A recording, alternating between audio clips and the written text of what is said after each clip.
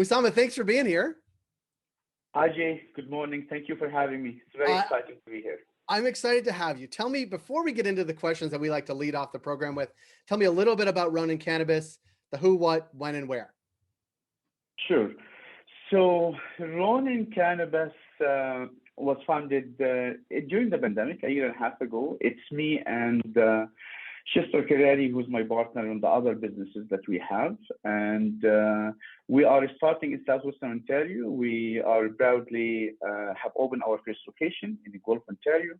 And we have two more coming in Cambridge and London as part of our phase one. And we, as you know, we are in the recreational retail. That's what we do. That's great. Thank you. And now I'm going to ask you the questions that we generally ask up front of a retailer as part of our retail series. We try to sort of get these standard 4 or 5 questions out. Are you ready? So, absolutely. Okay. Shoot. What surprised you most while being in business? In the cannabis business in particular? Yes. I would imagine that's what you're referring to, right? Yes, because yes. I've been in business for a while. Well, for this industry, for me, what was really surprised me in a good way is how good in terms of the different application and solution and the data analytics that is available in this industry.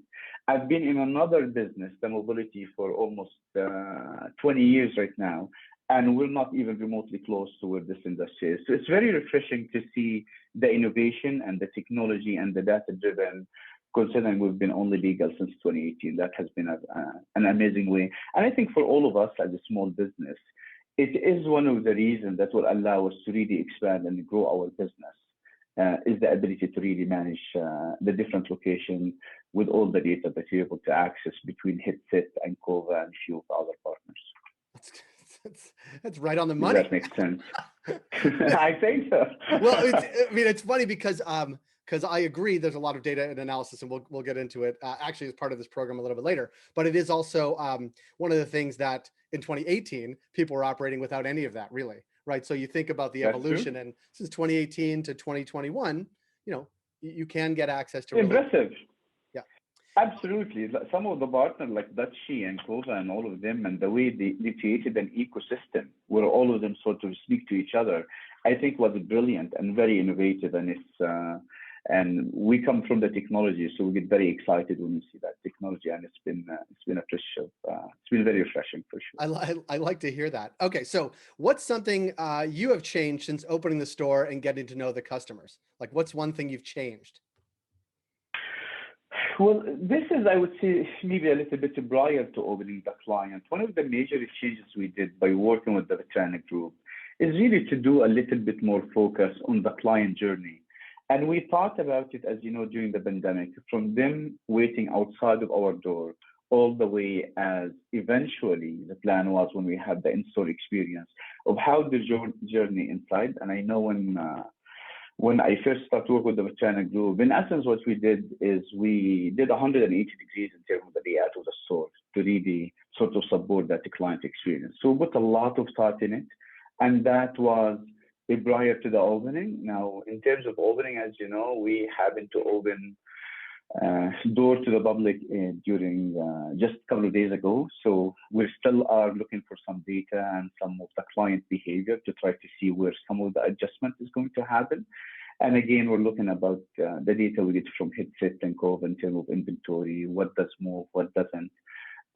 So it's really a little bit early for us to decide, but in terms of the design phase, definitely we did a major change by adding the folks at the Veteranic Group. Yeah, I want to ask you a question that's specific actually to this, because we're talking about sort of cannabis products that you carry. Like, how are you, like, what kinds of information are you looking at to make those decisions? That's a great question, G, and I'll tell you my thought in general and why we partner with some of the great company out there to better manage our inventory. First of all, as you know, in terms of sorry, I dropped. That's okay. That's okay. In terms of it's what we all do with those virtual meetings, like during the pandemic. There's always a hiccup. But here's what we look for. As you know, you want to manage your cash flow, right? And inventory is a big part of how lean your business is. So that's a big picture of how much money you're going to tide in it on one side. The other part of the equation, we believe, is you also have to have enough inventory to provide and enough selection for your clientele. And also, we believe that you want to keep the product fresh and new, or at least this is our focus at Rami, is we want our clientele, especially when it comes to the craft segment, that every week or bi-weekly they come to our store and they'll have something new that they could try or experience that they haven't experienced before. So, so these are the two the two parts of the equation that we look at. We want to manage the cash flow on one hand, but we want to give that fresh and a new product for our client and give them sort of a larger selection to choose it from. But as you know, I was doing an exercise with my team on day one. We increased within maybe 4 weeks. We increased the cash flow tied into inventory by 15%, but we increased the selection of our product by roughly 38%. So this is our approach: is to stay lean in terms of our inventory and keep fresh and new products for our clients to experience. And how you're going to achieve this? Well, this is how you work with all the different partners in order to better manage the inventory. And a headset is a big part, as you know, in terms of the inventory management module. They're one of the best out there that are supporting this approach for us.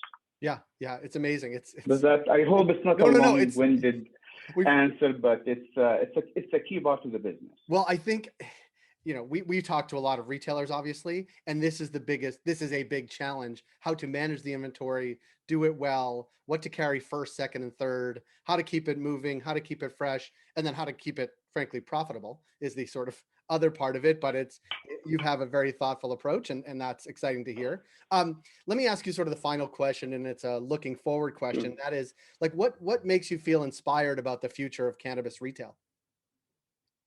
Well, there's a lot of good stories that we could tell out there in terms of some of the movement that we see across the border in the US, which I think will have an impact on the overall business. It will be interesting to see how the midterm election and how that's going to impact some of the legalization there. But there's also, I was reading this morning, and again from the Business of Cannabis, about some of the graphics show you the illicit market versus the illegal market. And we're already at the point where the legal market is larger than the illicit market, but there's a lot of room for growth in that space, and hopefully will be some changes in some of the regulation in our industry to support this. But I'm also really excited, and I happen to be in our location. Sometimes I listen to some of the clients are saying.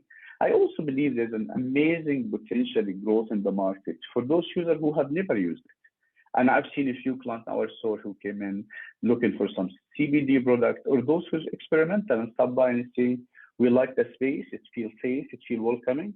If I want to experiment, what do I do? And I think that's another amazing growth that I anticipate will help to really absorb all the expansion in terms of also how many retailers are we adding in Ontario, right? And we continue to add. So overall, we think the picture is really good. And we also believe, and I think for all of us in this business have a role in terms of how we're gonna, this business is legal, but there's a lot of stigma still around it. If you look at some of the way it's treated as a product, or the way the location, or some of the strict regulations. So hopefully all of us together collectively, we carry that social mantle in terms of the change that we need to do, and the social impact that war and drugs that have for many years in so many different community, right? So I look at it in a bright way in terms as a business model that there's a lot of room for growth. But I also think we have a social mission that all of us collectively hopefully will be able to do together. Well, this has been great to get to know you. I look forward to having you back on Business of Cannabis, and good luck. Would love to do it. Come flooding back into stores, and in the fall, absolutely, come flooding back into Guelph as well. That would be great. And at one point, if you are in Guelph, would love to have you on our location. And thank you so much for having us. We love what you do for the industry in general. And have a good day. We will see you in the fall. We'll be out there. I appreciate it.